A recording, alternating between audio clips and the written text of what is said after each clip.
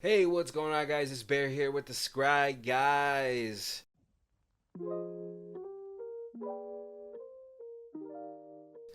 All right, so Tarkiers is upon us, and we've gotten a healthy amount of spoilers already. So I wanted to go ahead and start building some decks for you guys. Now, today's deck is going to be around $200.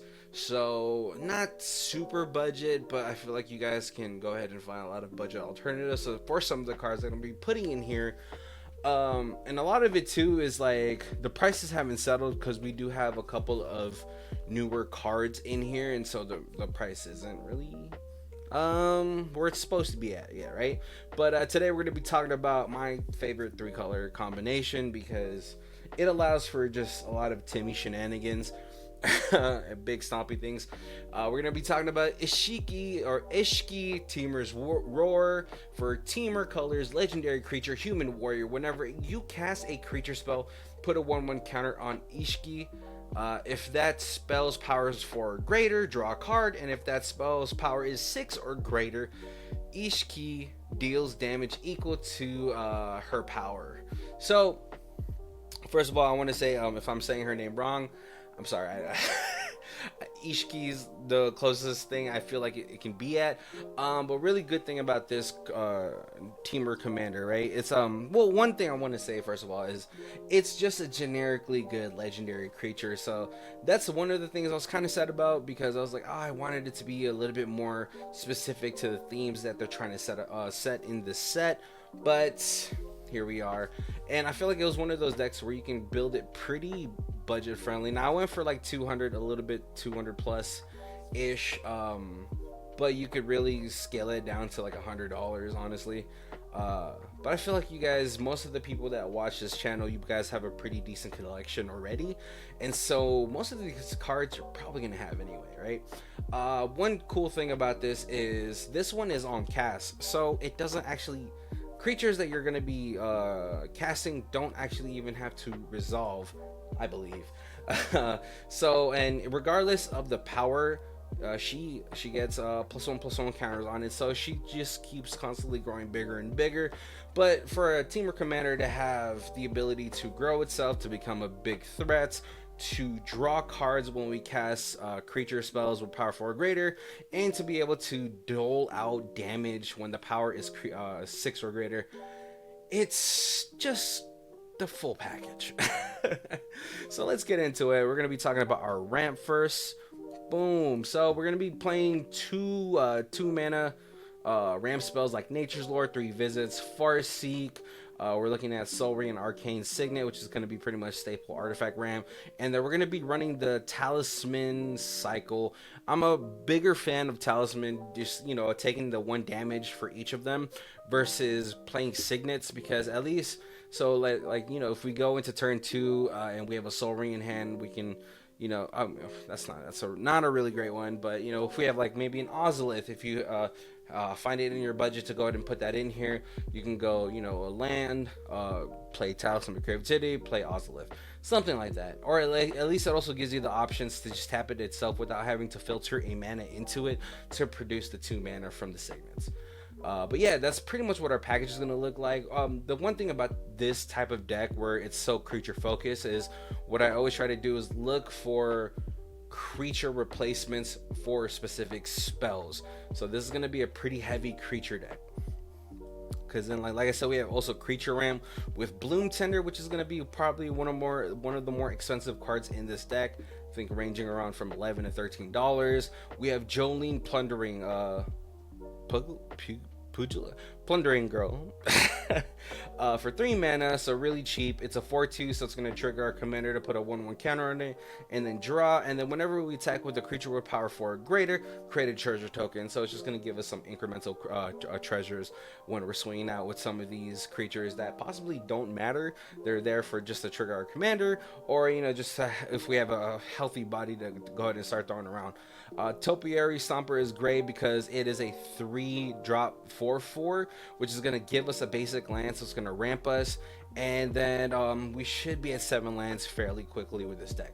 So those are going to be the creature ramps, but the one thing that I feel like is more important in this deck than creature ramp is creature reduction. So all of you guys know Animar, Soul of Elements, super strong Temur commander deck. I mean, probably one of the first commander sets to really come out for MTG, and it's still like the second or first. It's probably like around the top portion of EDH rec as being one of the most popular Temur commanders.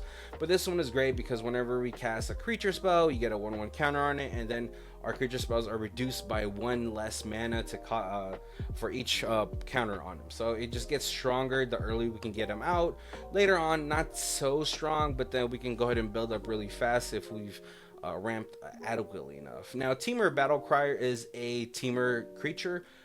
During your turn, spells you cast cost 1 less to cast for each creature with power 4 or greater. So this is possibly an upgraded version of Animar. I mean, it's not really, but it gives us the ability to have mana reduction on all the spells that we cast for each creature with power 4 or greater. Now, when it's on the field, it's only going to be reduced by 1, but hopefully our commander is out, so 2, you know, if we've been casting some creature spells, so on and so forth. But this card is so good for Temur decks. I'm pretty sure a lot of you guys are happy seeing this thing, and right as of right now, recording it prior to the 2 to 3 weeks prior to the release, it is sitting at $8. Goreclaw, Terror of Qualisma is a classic mana reduction for just big old Timmy decks. But creature spells you cast with power 4 or greater cost 2 less to cast, and then when Goreclaw attacks, each creature you control power 4 or greater gets 1/1 +1/+1 and gain trample until end of turn. So really right there, it's gonna go ahead and discount more of our heavier sided creatures that are leaning towards the power 6 or greater, and so really cool there. And having the second option of also giving our creatures with power 4 or greater +1/+1 and trample is just it's doing 2 things for us. We have Nylea Keen-Eyed, which is a god from Beyond Theros, giving our creature spells casting 1 less, but also giving us the ability to look at the top card of our library if it's a creature, which for the most part should be.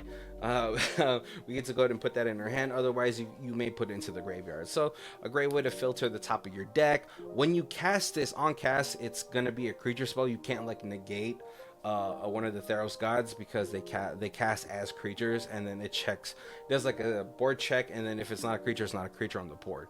But as you cast it, it's gonna go ahead and trigger our commander, giving it 1/1 +1/+1 counter, and it's gonna get us to draw a card. So really cool there, and it's indestructible, Here are some fun cards that we get to have in here, or overstated creatures.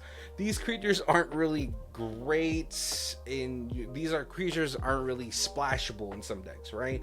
But in this deck, they kind of read as play this creature, put a 1/1 counter on your commander, and then draw a card. So it's just 2 cards in one, right? We're playing cards like Vexing Devil, which is a 1 red devil. Whenever it enters the battlefield, any opponent may have it deal 4 damage to them. If the player does, sacrifice this creature, but it's going to be a 4/3 for 1 mana. Really, it says 1 mana, put a +1/+1 counter, draw a card. Same with Tyrox, the vanilla legendary creatures from Aether Drift. This coming in at a 1 and a red, and it's a 4/1, trigger our commander, and now we have a decent blocker, unless you have trample, then it's not really a great blocker. We have Esperzoa for 2 and a blue. Artifact creature jellyfish has flying. At the beginning of your upkeep, return an artifact you control to its owner's hand. So one great thing about this is if we have some of our creature reduction spells out onto the battlefield, this really is going to read as just 1 blue mana, and then if you're kind of lacking in card draw, you need to refill up your hand. When it gets back to your turn, you get to return it back to your hand and then play it again, grow your commander out, and then draw a card. Pugnacious Hammerskull is a funny creature. It's 2 and a green creature dinosaur. When it attacks while you don't control another dinosaur, put a stun counter on it. But it's a 2 and a green creature for 6/6, which is going to trigger all three things of our commander. And so that's really great. It's really, that's all it's there for. It says 3 mana +1/+1 counter, draw a card, and then deal damage to each of our opponents. Really awesome. And then we have the Hatchling series from like the Lorwyn, Lorwyn block. I don't know the full set block, but I know Lorwyn. These creatures on cast are 6/6s for 4 mana, and then when they enter the battlefield, they get 4 -1/-1 counters on that. The rest of the actual creature, or the rest of the actual card, doesn't really matter to us because it's really there 4 mana. It says 4 mana +1/+1 counter, draw a card, and then trigger our commander to deal damage to each of our opponents. That's really all they're really in there for. But you know, if you want, you can go ahead and possibly just get them back to 6/6s after fulfilling the conditions of playing green spells and blue spells and all that stuff. So yeah, really great. And then they also give each other like some sort of like protection. Like Shrewd Hatchling gives itself unblockable, and then Sturdy Hatchling gives itself Shroud, and now they're just 6/6 bodies willing to block for you and die for you. Next thing we have is utility creatures. So these are the creatures that, besides Polywog Prodigy, it's such a good card, man.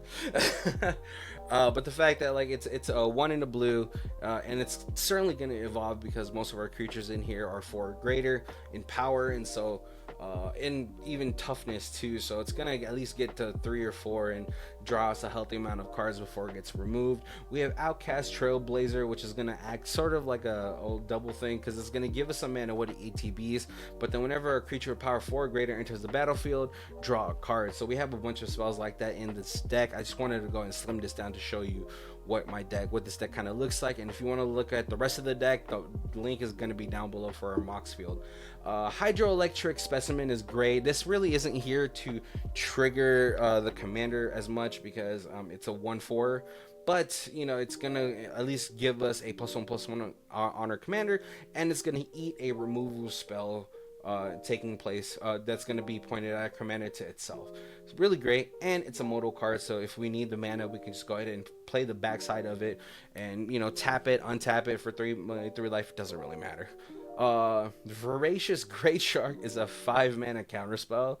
Not great, but it has flash, and really you're going to read this as counter target artifact or creature spell, and then it's gonna say put a +1/+1 on our commander and then draw a card. So counter artifact or creature spell, draw a card, and a +1/+1 counter.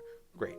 High Fate Trickster is a great replacement for things like Ley Line of Anticipation or Vidalcan Ori, but it's going to be 3 in the blue, it has flash, flying, and you may cast spells as though they had flash. Really great for us. And it's a 4/2, so you know the spiel, +1/+1 counters, draw a card. Hullbreaker Horror is just a beast of a creature on this spell. It's not really a counter spell kind of creature, but it kind of does it, right? Transcendent Dragon is a new one from the set, from the Commander's precon for Dragons of Tarkir. 4 and 2 blue, a flash, flying. When this creature enters, if you cast it, counter target spell. If that spell's countered this way, exile it instead of putting it into its owner's graveyard. Then you may cast it without paying its mana cost, and it's a 4/3. So it really says counter target. You get a 4/3 body, counter target spell, cast that spell. Now put a +1/+1 counter, draw a card, and then possibly do that the same thing for whatever spell we counter. Could be a creature to trigger our commander again because it's casting it. And then Winged Hive Tyrant is a 3 and Izzet creature from the, I believe, Warhammer 40k, but it has flying haste, and then the Will of the Hive Mind. Other creatures you control with counters on them have flying and haste. So when it comes down to it, and if we just need to go ahead and swing out, our commander is getting +1/+1 counters on it, and it will be able to hopefully swing out for an immense amount of damage. So hopefully, right? Plus Ultra, so this is really going to be ways that possibly could end the game for us or just set us more farther ahead, right? So we have a cycle of dealing double damage, and because our commander is dealing non-combat damage, it's going to be great if we play cards like Soul Fem, which is another card that you can kind of take out to lower down the price of this deck, as I believe right now, as of recording, it's a $20 card. But If a source you control would deal non-common damage, it deals double that damage. Same with Angrath's Marauders. For 7 mana, you get a 4/4, so +1/+1, draw a card. And then if a source you control would deal damage to a permanent, it deals double that damage. Fiendish Duo is another good one. Same thing, dealing double damage. Uncivil Unrest is a great card because it's giving all of our non-token creatures riots, so it can get a +1/+1 counter or haste. But if a creature you control with a +1/+1 counter on it would deal damage, it deals to a permanent or player, it deals double that damage instead. So really great. Trumpeting Carnosaur is just like a really good, just a decent creature to have in here because it says 6 mana, get this one, and then discover 5. So you just go ahead and flip until you hit something like that, or you can discard it and then deal 3 damage to a creature. So really great either way. Just depends on the moment that you're trying to cast it. And then Shriekwood Devourer is a 7 mana 7/5, has trample, but whenever you attack with one or more creatures, untap X lands where X is the greatest power among those creatures. So I mean, even just on the turn we play, we go ahead and attack with our commander, who possibly could be a 7 power, 8 power, whatever like that, and then just untap and then have an extra turn. Not really an extra turn, but an extra tap. So yeah, really great right there. All right, and then here's our bomb, so to say, right? Uro Titan of Nature isn't really a bomb, but it's a 3 mana 6/6, and then it has the ability to come back from the graveyard, so it's going to give us some utility there. I mean, whenever it enters or attacks, you gain 3 life, draw a card, and then put a land down possibly. So really good card, and a really a great way to trigger all 3 triggered abilities of our commander. Serac Dragonclaw is great because it's going to give our creatures creature spells can be countered, and it gives our creatures trample, and it has flash, so you don't really have to waste a turn casting it. You can kind of leave it up and then do it before it gets back to your turn. Maelstrom Wanderer is great. I mean, it's an 8 mana with the Cascade and gives all of our creatures haste. Same with Apex Devastator. Both of these creatures is going to trigger all 3 triggered abilities of our commander, and it also possibly give us more abilities or more creatures to go ahead and trigger off that. Galta pretty much here reads 2 mana 12/12. So that's great right there. And then Chandra's Ignition to possibly end the game through just pure brute force. Our commander should get pretty big and be able to just close out the game, hopefully. See, here's going to be setups before we do have a combo in here. So this is going to be protection for our combo pieces or for our commander most of the time. Counterspell, Arcane Denounce, Swan Song. Really great there. Swan Song's another card that you can possibly just replace with a different counterspell, just because it is at the recording $10. Sinking to Stupor is a soft counter, but it's also a MDFC, so it's great for us to go ahead and slide it in there. Untimely Malfunction is a nice budget version of Deflecting Swat. And then we have Heroic Intervention, which I feel like is just a classic at this point. This one you could possibly also just replace it with single target protection if you guys are trying to keep things in a budget. All right, combo time. So I feel like the combo is pretty basic for a Temur deck, but it's nice because this card, Cloudstone Curio, is just a whole lot cheaper now.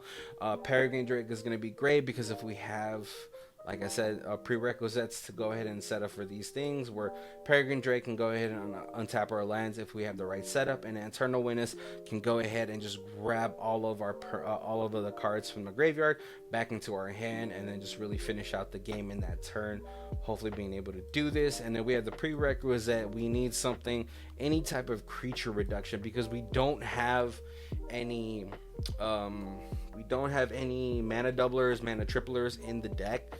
So you kind of need a way to go ahead and cheat this mana cost, so you can go ahead and perform the loop, right? And then this could possibly lead to infinite card draw with your commander. Well, not infinite, card draw, because you don't want to deck out, but then it could lead to that, to help you set up into going into our infinite damage with with these cards right here, whoops, all the way right there, and then just being able to play all of our big stompy creatures to go ahead and deal damage and all that stuff. So that's pretty much what this deck is going to be looking like. I hope you guys check it out. Mox Field down on the link below. You can go ahead and play test it there to see if it's gonna work out for you, or see what you want to change. See what the budget you want to go with is, because currently right now it's at bracket 2. It doesn't have any game changer cards in there, but I put a Cyclonic Rift and it bumped it up to friggin' bracket 3. So yeah, definitely check it out. Hope you guys like, comment, subscribe. Let me know what your favorite cards are in the Tarkir and all that stuff, and have a good one.